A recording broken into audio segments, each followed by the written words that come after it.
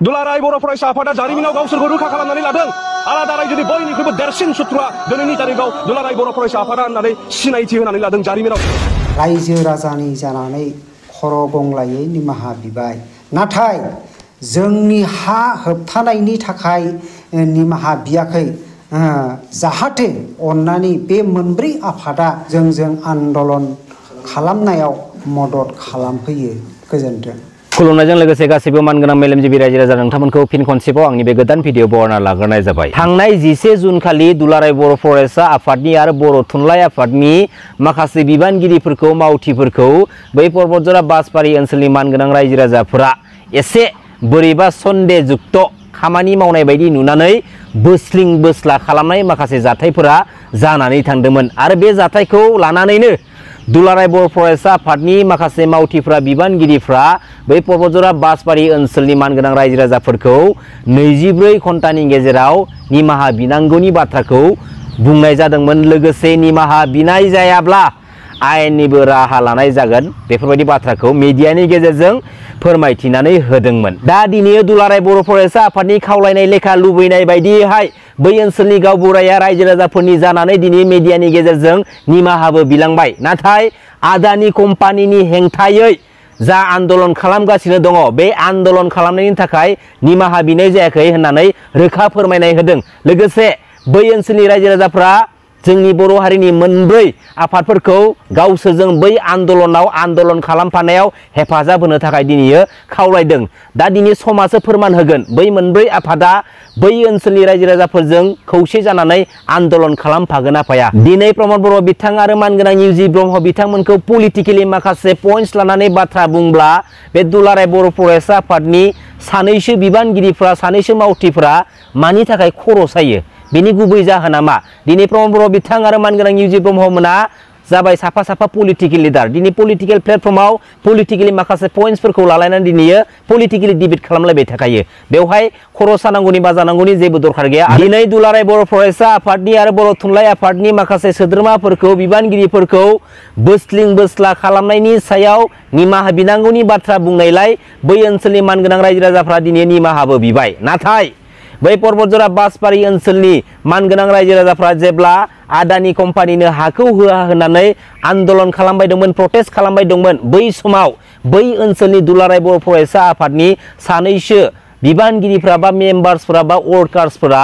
बै ओनसोलनि रायजो राजाफोरजों लोगोसे बर' बिमा माहारिफोरखौ बुनो थाखाय दि आखाइ दिखांदोंमोन, बै आखाइ दिखांग्रा दुलाराय बर' फरायसा आफादनि मावथिफोरखौ लानानै जोंबो निमाहा बिहोनो हानांगोन। दिनै गोरोन्थिखौ जुदि फोसाबनो फैदोंब्ला समान एंगेलजों नोजोरथि लानानै फोसाबलांनांगोन। दिनै सोरबा सासेखौ सार्थबादि लानानै नारसिनानै निमाहा बिहोबा जानाय नङा। दिनै दुलाराय बर' फरायसा आफादनि मुं लानानै माखासे बाथ्रा बुंनायनि थाखाय दिनै दुलाराय बर' फरायसा आफादनि दानि आफादगिरि बिबानाव थानाय मानगोनां दिपेन बर' बिथांखौ दालालिजों रुजुनायनि बाथ्रा बुंनायनि थाखाय दिनै बेफोरबायदि खामानिखौ जुदि मावनो हादोंब्ला अब्ला मोनसे बाथ्रा, जाय सानखालि जों बर' हारिनि बिफा सिबिनां बड'फा उपेन्द्रनाथ ब्रह्मनि मुंजों दिल्लीयाव लामा बेखेवनाय जादोंमोन, बै सानखालिनो सिबिनां बड'फा उपेन्द्रनाथ ब्रह्मखौ आसामिस कमिउनिटिनि सासे आसामिस सुबुङा ओरैबायदि गाज्रि रावजों लिरनानै ससियेल मिडिया प्लेटफर्मनि गेजेरजों शेयार खालामनानै होदोंमोन। बै मानसिनि रायनाय रावफोरखौ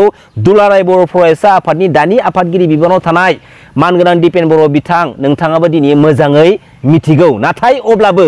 बै मानसिनि सावगारिखौ लानानै नोंथांमोना दिनै मानो मुसुखा खालामनानै सावनो गोहो गैया? दिनै जों बर'जों बर'ब्ला गावजों गावब्लाथाय दिनै माने मा माहारियारि आफादनि माखासे संबिधानफोरनि गोहोखौ नोंसोर बाहायनो रोंगौ। नाथाय मानगोनां दिपेन बर' नोंथाङा दा समाव जाय मासियाव दङ, बे मासिया सिबिनां बड'फा उपेन्द्रनाथ ब्रह्मनि गोथार आइडिय'लजि फिलसफिनि बिखायाव दङ। अब्ला दिनै मानगोनां दिपेन बर' नोंथांमोननि सिरि थानांनायनि गुबै जाहोनफोरा मा? जेब्ला मानगोनां हाग्रामा महिलारि सारा 17 इयार्स बिटिसि काउन्सिल गभर्नमेन्टखौ सालायबोबाय थादोंमोन, बै समाव सिबिनां बड'फा उपेन्द्रनाथ ब्रह्मनि मुं लानानै पलिटिकेलि डायलग मारिनाय, पलिटिकेलि बाथ्रा बुंनायखौ जोङो नुबोफेराखैमोन। नाथाय प्रमद बर' बिथाङा जोंनि बे बिटिसि पलिटिकेल सिस्टेमाव एन्ट्रि मारि फैनाय लोगो लोगोनो आरो जोंनि माहारियारि आफाद दुलाराय बर' फरायसा आफादनि माखासे गोख्रों बिबानगिरिफ्रा पलिटिकेलि इनभल्भ जानायनि थाखायनो दिनै जों बर' हारिनि बिफा सिबिनां बड'फा उपेन्द्रनाथ ब्रह्मनि मुं लानानै दिनै पलिटिकेलि दिनै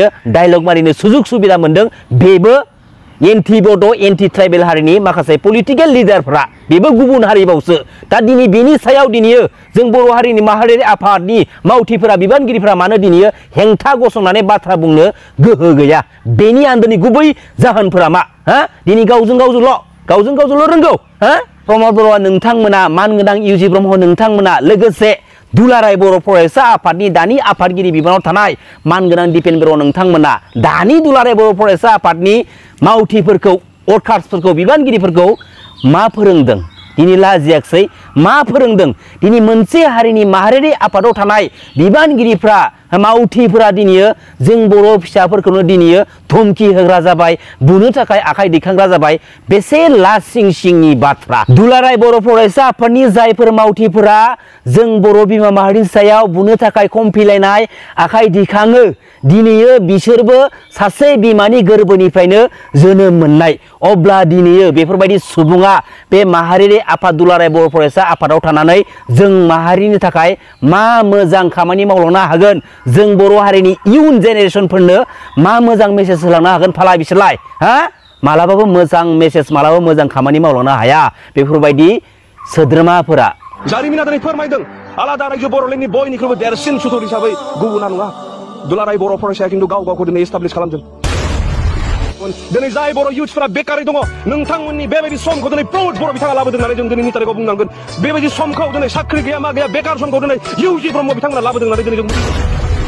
2020 मायथाइनि 27 जानुवारि अर्थात दिनैनि तारिखाव जि सुक्ति जादों बे सुक्तिनि गेजेरजों दिनै फेरलेबसेबो सान्थि जोंनि गेजेराव फैयाखै प्रमद बर' हाजार हाजार बर' रायजो राजाफोरखौ दिनै सोंनानै नाय शान्तिया दिनै फैयाखै मानो होननानै बुङोबा जोंनि थांखिया दिनैसिमबो जायाखै बर' रायजोआ जि आलादा रायजोनि मोनसे जि सिमां नुदोंमोन बे सिमाङा दिनै थेर बेथेर जानानै दङ प्रेसिडेन्टशिपआव जायहा बिबान लाबोदों बै व्यक्तिफोरा खिन्थु जोलैनि हांगार हिसाबै दुलाराय बर' फरायसा आफादनि बिबानगिरिफोरा खामानि मावबोदों जोङो खावलायनो हास्थायदों बर' रायजो राजाफोरा दिनै सिरि मोननाया मोजां सांग्रां जानाया मोजां सोर लिडारा दिनै जोंनि हारिखौ माबायदि जों लांगोन सोर लिडारा दिनै जोंखौ बेबायदि दुखु दाहायाव दोनदों फैबाय थानाय समाव थासारिया जुदि जोंखौ थिनथारोब्ला समा जुदि जोंखौ खावलायथारोब्ला बे बर' माहारिनि मोजांनि थाखाय जोङो खामानि मावलांखानांगोन बाथ्रा बुंलांखानांगोन जेब्ला मानगोनां एनडिबि ब्रादार्समोनखौ थगाय थसि खालामनानै बे थांनाय 2027 जानुवारियाव बिटिआर एग्रिमेन्टखौ खालामनानै लाना फैनाय जायो बै बिटिआर एग्रिमेन्ट खालामखांनायनि अखानायनिफ्रायनो जों बर' हारिनि माहारियारि आफाद दुलाराय बर' फरायसा आफादनि गोबां मावथिफोरा गोबां गोख्रों दैदेनगिरिफ्रा पलिटिक्सजों थोंजोङै नङाब्लाबो इनडाइरेक्टलि पलिटिक्सनि खामानिफोरखौ मावबोबाय थानायखौ जों दिनैयो मिथिनो मोननाय जादोंमोन जेराव दिनैयो दुलाराय बर' फरायसा आफादनि माखासे गोख्रों बिबानगिरिफ्रा माखासे मावथिफोरा दिनैयो गावजों गावनि गेजेरावनो आमखाया बिपिएमसो आमखाया कंग्रेसनिसो आमखाया बिजेपिनिसो बेफोरबायदि सोनारलायनानै बाथ्रा बुंबाय थानायखौ जोङो दिनैयो नुनो मोनबाय थादों आरो दिनैसिमबो जों दिनैयो नुनो मोनो बेसे दुखु गोनांनि बाथ्रा मोनसेल' थोंजों बाथ्रा बियो मानगोनां दिपेन बर' बिथाङानो जायाथों मानो बा सोरबा एक्स वाइ जेडआनो जायाथों मानो जुदि पलिटिक्सआव एसेबांथो इन्टारेस्ट दंब्ला पलिटिकेल प्लेटफर्माव थांनानै पलिटिक्सनि खामानि मावै पलिटिक्सनि बाथ्रा बुङै नाथाय